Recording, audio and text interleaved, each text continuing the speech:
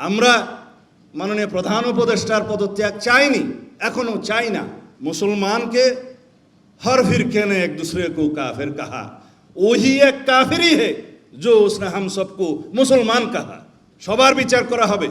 এই দেশের আদালতে খুনি শেখ হাসিনার এবং তার সরকারের, তার দোসরদের প্রত্যেকটা অপরাধের বিচার করা হবে ইনশাআল্লাহ। আমরা গণতন্ত্র চাই, আমরা সাংবিধানিক অধিকার চাই, গণতান্ত্রিক অধিকার ফিরে পেতে চাই। আমরা মাননীয় প্রধান উপদেষ্টার পদত্যাগ চাইনি, এখনো চাই না, কিন্তু ওনার কাছে আমরা একটা রোড ম্যাপ দাবি করেছিলাম। এখন বিভিন্নভাবে আমরা শুনতে পাচ্ছি বিভিন্ন রকমের চক্রান্তের মধ্য দিয়ে এই সরকারকে বিভিন্নভাবে ভুল বোঝানো হচ্ছে যে আপনার সরকারকে কাজ করতে দেয়া হচ্ছে না। সঠিক নয়।